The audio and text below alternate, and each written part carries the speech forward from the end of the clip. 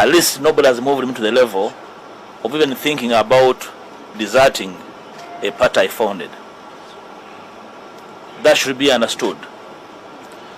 So whoever thought that they're hounding me out of NUP, I'm here to assure them that whichever indiscipline, mismanagement, mischievous maneuvers we are going to be in. If you are a leader, a full soldier with bought data to abuse and insult, you insult me from within. And I'm here for keeps. Secondly, I've seen a copy of a letter circulating on social media. The owner of the copy is visible from the bottom of the letter. The letter is addressed to the Right Honourable Speaker of Parliament. And I'm only informed of the contents by copy. I will not respond to that letter. Except to restate my position as communicated earlier to the party and the nation, that I affirm the fact that I confess no wrongdoing, whether in law or elementary common sense. The position of the law has been clarified to whoever wish to understand, but not to deliberately slander, and those who not deliberately wanted to slander me, or to gain short-term political capital out of the current situation. So I did state my position. It is the position of the law and the common sense. I wish to reassure all comrades in the struggle for a fair Uganda that my commitment has never waned, that I'm not and shall never be part of any form of corruption. I've never been indicted of corruption. I am never corrupt, and nobody will invite me into corruption. So when we find ourselves disagreeable on anything in our midst, as a party, as change-seeking forces, we must find mechanisms for mature resolution, which is different from grandstanding and desire to settle political scores at the expense of reputations of comrades with whom we struggle to offer the country better leadership. Ugandans must be encouraged, and I'm here to encourage Ugandans at all times to question the decisions of their leaders, especially those in higher offices that make a decision on their behalf and acting on their behalf. In the current circumstances, it's not difficult to tell that the objective was never on accountability, because no one provides accountability on social media or at press conferences. The previous days have cast much doubt within the Ugandan populace and our partners beyond our borders is whether our party is capable of handling Hominga's tasks of liberation and effecting solutions to the political and social challenges of our country.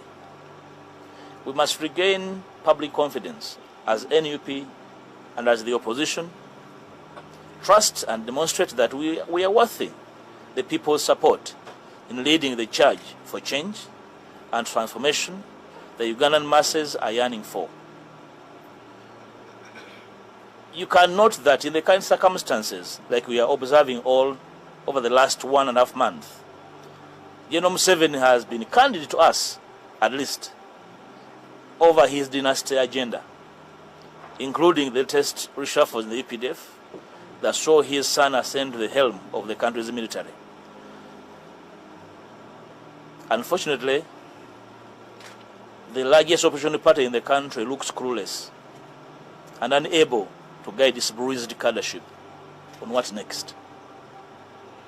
Even the renewal of the term of the EC commissioners, who bungled and fixed it with the last election, did not raise the curiosity of the largest opposition party in the country. Let me now assure the entire NUP leadership, membership and supporters and the general public that NUP is my party, and I harbor no intention whatsoever of leaving, like I said.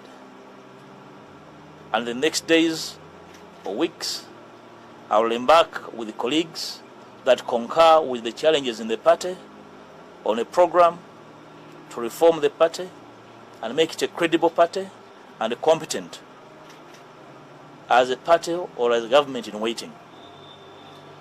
I am aware of our supporters in the diaspora that are very desperate. I'm here to appreciate you. Your immense support is appreciated in building our younger party and the quest for a new Uganda in general.